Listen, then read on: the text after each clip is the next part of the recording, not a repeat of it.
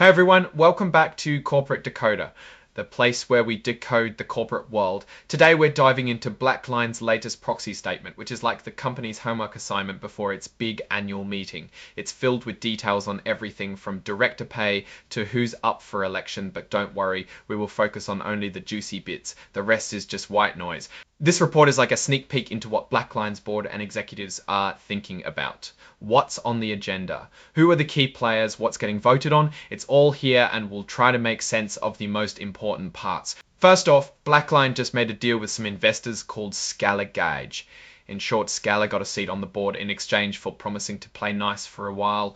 New board member Scott Davidson was appointed, so expect him to be placed on one of the committees in short order. Let's talk about people calling the shots. The board is made up of a mix of new and seasoned members. They have added 6 new independent directors in the last 5 years to keep things fresh. They have quite a few of them. What does this mean? BlackLine is trying to make sure they have a wide range of experience to guide the company. Here's what skills they are looking for.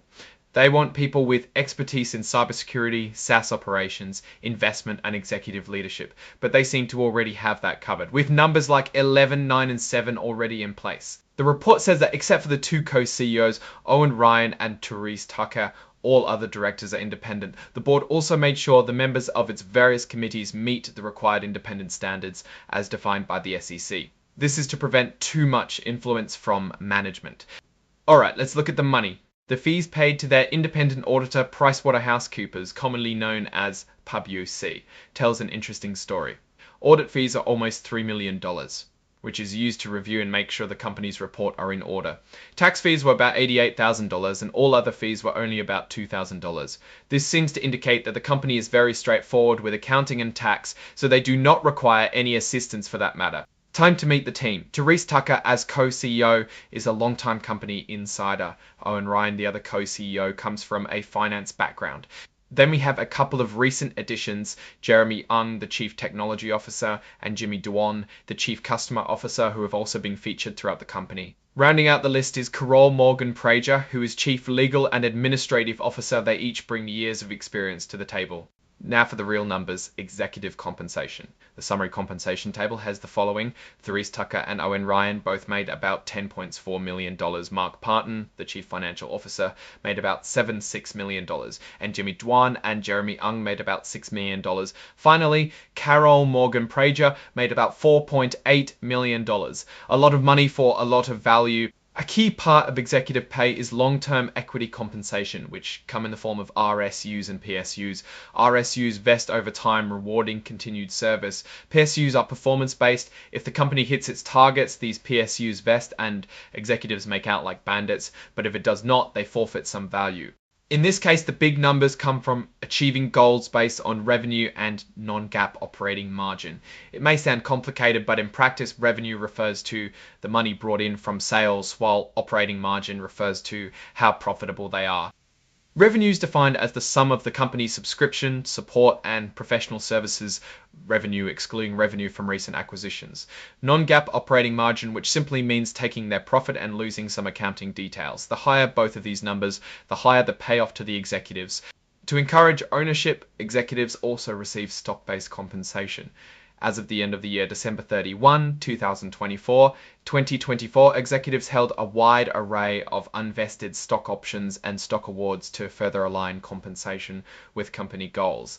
These metrics are a part of their overall pay. BlackLine states that their board doesn't use inside information when deciding on the terms or timing of these equity grants. They're also prevented from hedging, which means they're not allowed to make deals to protect their stock holdings from dropping. Alright, let's talk about related person transactions. This section is meant to flag any deals where company insiders might have a conflict of interest. Ms. Tucker is part of the company's stockholders agreement, is also a part of a voting agreement and registration rights agreements. So in short, those people might get a boost because of their personal connections to the company. But with the company's strict rules about transactions, they are trying to ensure that everything is above board and fair. So if you're a BlackLine stockholder and you have something to say, make sure your proposals reach the corporate secretary by November 25, 2025. If you want to nominate anyone as a director, the deadline is earlier, around January and February. I want to briefly touch on the non-GAAP measures, which are kind of like adjusted numbers. BlackLine uses these to give investors a clearer picture of their performance. These numbers take out things like amortization, stock-based compensation, and other items that can skew the results. But remember, always take these with a grain of salt. GAAP is what really matters. So what's our take on BlackLine after going through this filing? Well, it seems like the company is focused on growth and profitability. BlackLine's board has solid financial guidance. Their CEO compensation and the other executives are well aligned with performance goals. The board seems to be composed of the right experts needed to run the organization. BlackLine also have very strict rules on conflict on interest transactions, giving assurance to small investors. Overall, BlackLine is a well-managed company with many opportunities and a clear direction ahead. I personally can't give any recommendations to buy or sell, as that would be beyond the scope of the video, but you can use the information provided to make your own decision. Thanks for watching Corporate Decoder. I hope you enjoyed this breakdown of BlackLine's proxy statement. If you did, please hit that like button, leave a comment with your thoughts, and subscribe for more videos.